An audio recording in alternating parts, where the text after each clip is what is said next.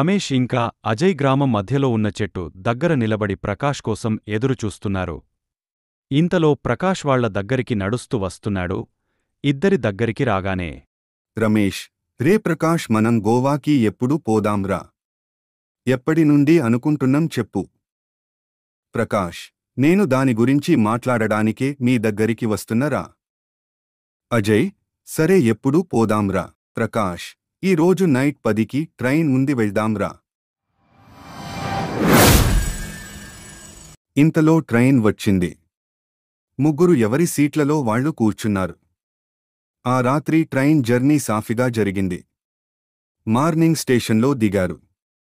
అక్కడ నుండి కార్లో బీచ్కి దగ్గర ఉన్న హోటల్లో రూమ్ తీసుకున్నారు. తరువాత బీచ్కి వెళ్లి అక్కడ సముద్రంలో సరదాగా ఎంజాయ్ చేశారు. తరువాత సముద్రంలో బోట్ ఎక్కి ఎంజాయ్ చేశారు.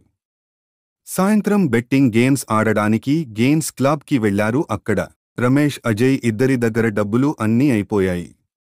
ప్రకాష్ మాత్రం తన దగ్గర ఉన్న డబ్బుని గేమ్లో పెట్టి దాదాపు 20 లక్షల వరకు గెలుచుకున్నాడు. ఇది రమేష్ ఇక అజయ్కి అస్సలు నచ్చలేదు. హోటల్ రూమ్కి వెళ్ళాక ఇద్దరు కలిసి ప్రకాష్ని మనం ముగ్గురం సమానంగా పంచుకుందాం అన్నారు. కాని ప్రకాష్ ఒప్పుకోలేదు. ఆ రాత్రి ప్రకాష్ హోటల్ నుండి బీచ్కి వెళ్లి అక్కడ సముద్రం పక్కన నిండుగా ఉన్న చంద్రుని చూస్తూ ఉన్నాడు.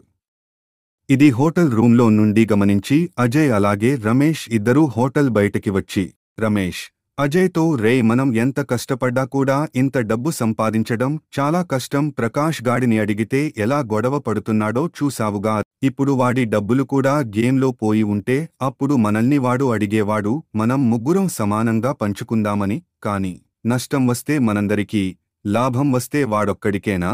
అందుకే ప్రకాష్ గాని చంపేద్దాం, చంపేసి ఆ డబ్బులు మనం ఇద్దరం సమానంగా పంచుకుందాం. ఏమంటావురా అజయ్? నువ్వు అన్నది నిజమే రా, వాడిని చంపేద్దాం.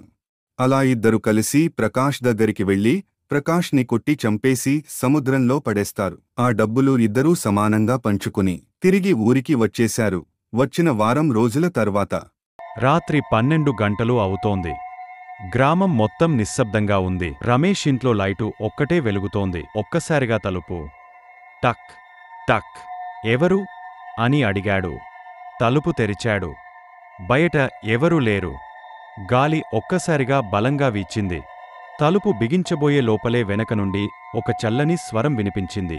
తలుపు తెరిచావుగా, ఇప్పుడు నేను లోపల ఉన్నాను. రమేష్ వెనక్కి తెరిగ చూసేలోపే లైట్ ఫ్లికర్ అయింది. గది నిశ్శబ్దం అయిపోయింది.